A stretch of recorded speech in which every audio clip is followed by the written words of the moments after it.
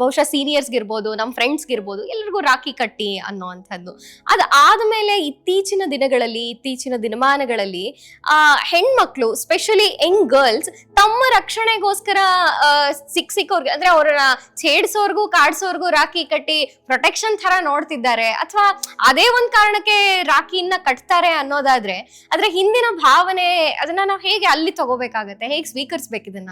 ಬಹಳ ಒಳ್ಳೆ ಪ್ರಶ್ನೆ. ನಾನು ಅನೇಕ ಬಾರಿ ಕಾಲೇಜ್ ಯುವಕರ ಜೊತೆ ಕೆಲಸ ಮಾಡ್ತಾ ಇರ್ತೇನೆ. ನನಗೆ ಗೊತ್ತಾಗಿರೋ ವಿಚಾರ ಏನು ಅಂತಂದ್ರೆ, ಎರಡು ವಿಶೇಷ ದಿನಗಳು ಅಂತ ಹೇಳ್ಬೋದೇನೋ. ಒಂದು ಈ ರಕ್ಷಾ ಬಂಧನ ದಿನ. ಅವತ್ತು ಕಾಲೇಜ್ನಲ್ಲಿ ಸಿಕ್ಕಾಪಟ್ಟೆ ಕಡಿಮೆ ಅಟೆಂಡೆನ್ಸ್ ಇರುತ್ತಂತೆ, ಎಸ್ಪೆಷಲಿ ಹುಡುಗರು. ಖಂಡಿತ. ಇನ್ನು ವ್ಯಾಲೆಂಟೈನ್ಸ್ ಡೇ ಅಂತ ಹೇಳಿ ಏನು ವಿದೇಶಿ ಸಂಪ್ರದಾಯವನ್ನ ಆಚರಣೆ ಮಾಡ್ತಾರೋ, ಅವತ್ತು ಯಾರು ತಿಂಗಳಲ್ಲಿ ಒಂದ್ ದಿವಸನೂ ಕಾಲೇಜಿಗೆ ಬರಲ್ವೋ ಅಂತವ್ರು ಕೂಡ ಬಂದಿರ್ತಾರೆ, ಅವತ್ತು ಫುಲ್ ಅಟೆಂಡೆನ್ಸ್ ಇರುತ್ತೆ ಅಂತ.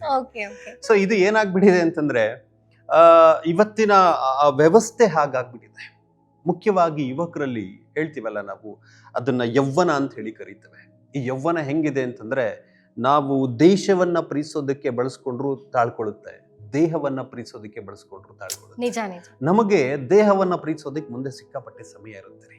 ಆದ್ರೆ ಈ ಒಂದಿಷ್ಟು ವರ್ಷಗಳಾದ್ರೂ ಕೂಡ ಈ ಯೌವನದಲ್ಲಿ ಆ ಅತ್ಯಂತ ಅಮೂಲ್ಯವಾದ ಕ್ಷಣಗಳನ್ನ ನಾವು ಸಮಾಜಕ್ಕೋಸ್ಕರ, ದೇಶಕ್ಕೋಸ್ಕರ, ನನ್ನ ಹೆತ್ತ ತಂದೆ ತಾಯಿಯಂದರಿಗೋಸ್ಕರ, ನನ್ನ ಸ್ವಂತ ಉದ್ಧಾರಕ್ಕೋಸ್ಕರ ಬಳಸ್ಕೊಂಡ್ರೆ ನಾವು ಅದ್ಭುತವಾದದನ್ನು ಸಾಧಿಸ್ಬೋದು.